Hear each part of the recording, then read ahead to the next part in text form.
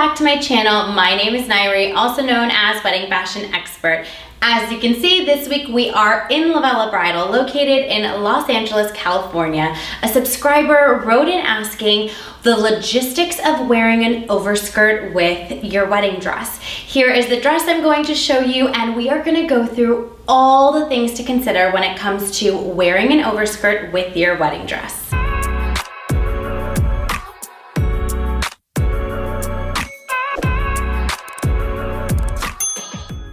Before we dive into this week's topic, please be sure to subscribe to my channel, give this video a thumbs up, drop a comment below, let me know if there is a particular video or any type of content you'd like me to create for you. I am here for you, guiding you along the way leading up to your special day. For those of you that are new to my channel, welcome. I am so honored that you have found me. I am, of course, a wedding fashion expert, stylist, buyer, and I wear so many hats here at LOVELLA Bridal, located in Los Angeles, California. For daily content, be sure to follow at LOVELLA Bridal, at LOVELLA Plus, and Wedding Fashion Expert on Instagram, and on TikTok at LOVELLA Bridal and at Wedding Fashion Expert. Let's dive right on into this week's topic. Chloe, a subscriber, left a comment saying, "Hi Nayri, I absolutely love your channel. I'm getting married next year and was wondering if you have hints or tips for walking, moving, and how to best photograph in dresses with a detachable skirt.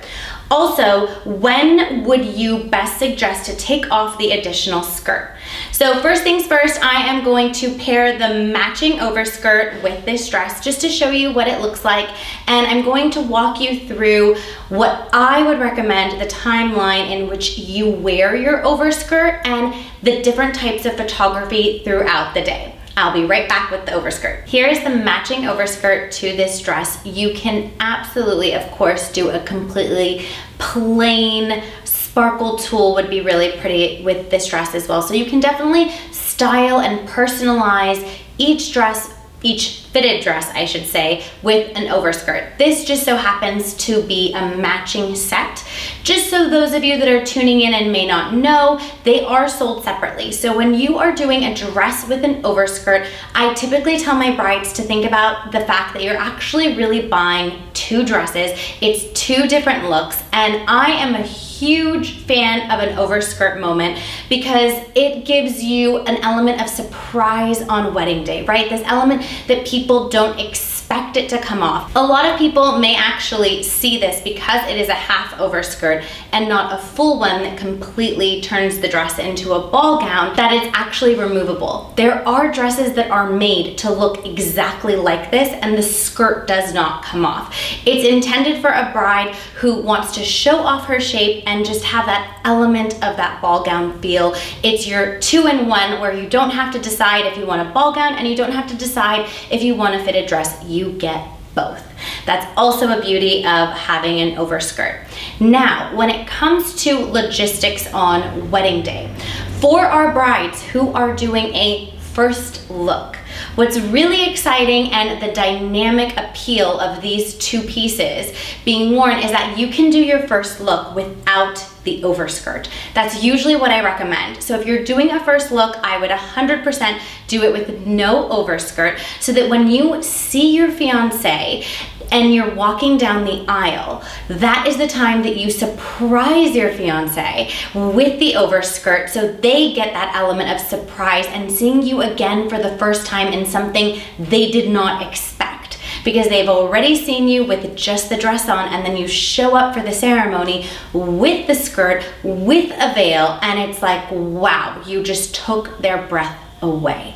So that is how I would strategize it. I would do dress for first look, capture all your photos, and in terms of how to stand and posing, that's why you have an expert photographer and you do your engagement photo shoot. Your photographer is going to guide you on the best positions to be in and the best angles to capture you and your fiance in your fashion looks. Also, another thing I'd like to point out, if there are certain insecurities, so many of our brides are insecure of arms. That's probably one of the most common insecurities I find that our clients have, along with their belly. So it's always arms and belly. Those are the most common that I hear.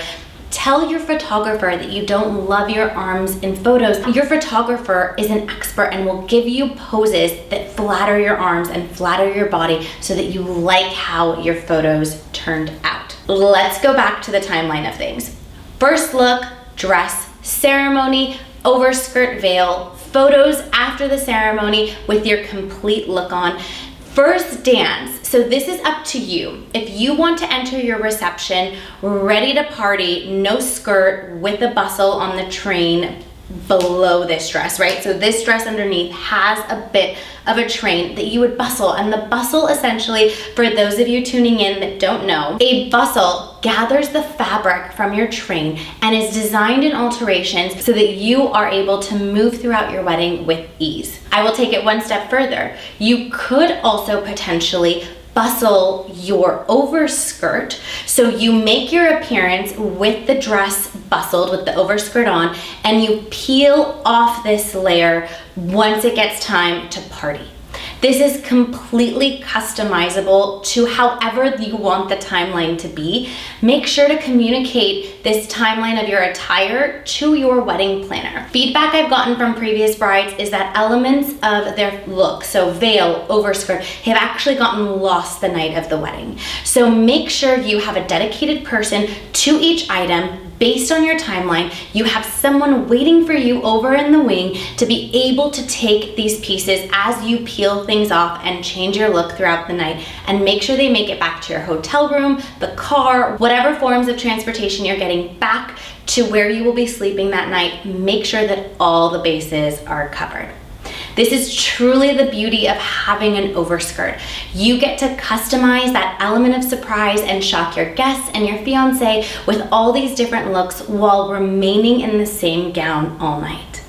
I hope that you found this video helpful. For more videos and tips like these, please be sure to tune in every Wednesday, 8 a.m. Pacific Standard Time, and I will see you in next week's video.